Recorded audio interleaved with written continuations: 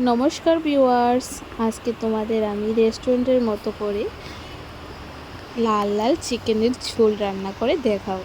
আর এখানে রান্না করার জন্য আলু, টমেটো, মরিচ আর রসুন নিয়ে নিয়েছি। তারপরে এগুলি ভালো করে ছিলে নিয়েছি। পেঁয়াজগুলি একটু বড় বড় সাইজ করে কুচি করে নিয়েছি। আর রসুন আস্ত 3টে নিয়ে নিয়েছি। আর টমেটো পেস্টে দেওয়ার জন্য কুচি করে কেটে নিয়েছি। আর আদা, শুকনো লঙ্কা আর কাঁচা লঙ্কা দুটো কিন্তু আমি মিশিয়ে নিয়েছি।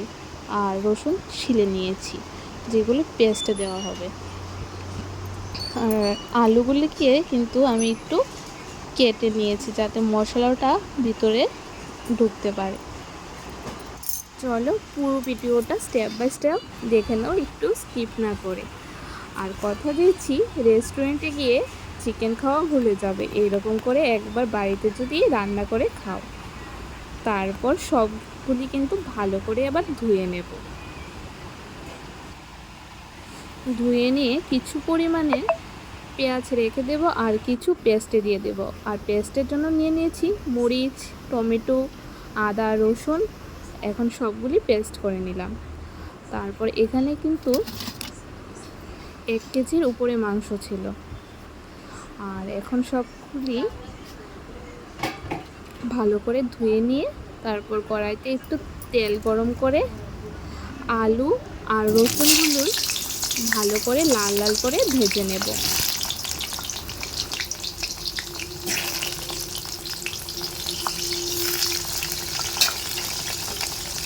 আমার কিন্তু চিকেনের মধ্যে আস্ত রসুন খেতে ভীষণ পছন্দ। আর তোমাদের কার কার এরকম আস্ত রসুন খেতে ভালো লাগে অবশ্যই কিন্তু জানিও। আর সাথে একটু হলুদ আর লবণ দিয়ে দিয়েছি।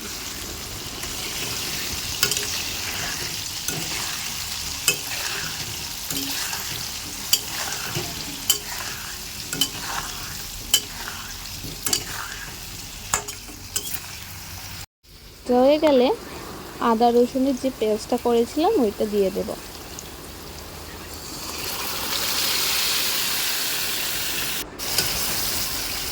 দিয়ে ভালো করে আবার ভেজে নেব মশলাটাকে, যতক্ষণ না একেবারে জলটা শুকিয়ে যাচ্ছে।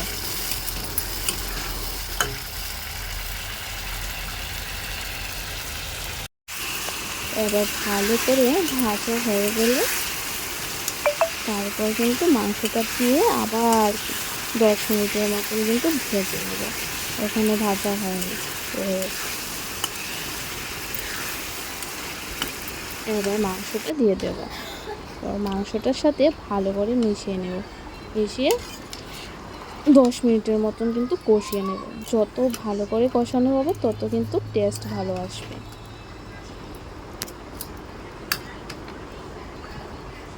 আর সাথে একটু জিরে ধনের গুঁড়ো দিয়ে দিয়েছি। আমি আগে দিইনি, ভুলে গিয়েছিলাম, তার জন্য পরে দিয়ে দিয়েছিলাম। তোমরা চাইলে মিক্সারে কিন্তু পেস্টের মধ্যেই দিয়ে দিতে পারো। এবার ভালো করে মিশিয়ে আরও 10 মিনিটের মতন কষিয়ে নেব।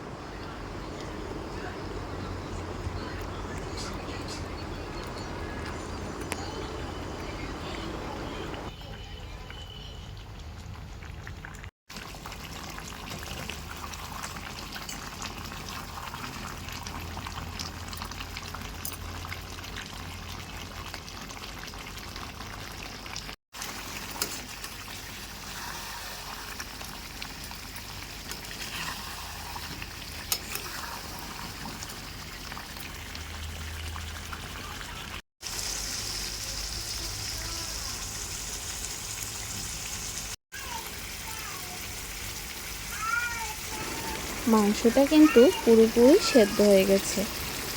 এখন শুধু অল্প পরিমাণে গ্রেভি অ্যাড করে ফুটিয়ে নিলেই ব্যাস তৈরি হয়ে যাবে। এবার গ্রেভিটা অ্যাড করে দিলাম। বাস কয়েক মিনিট ফুটিয়ে নেব। আর সাথে সানরাইজের মিট মশলা দিয়ে দেব। বেশ, এবার কয়েক মিনিট ফুটিয়ে নেওয়ার পর কিন্তু একেবারে পেটে যাওয়ার জন্য রেডি হয়ে যাবে।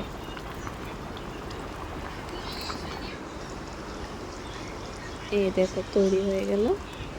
আর খেতে কিন্তু অসাধারণ হয়েছিল। আর সাথে পাঁপড় ভেজে দিয়েছিলাম। আর কালারটা দেখো কি দারুণ এসেছে, একেবারে জিভে জল আসার মতো। তারাও খেয়ে বলছি।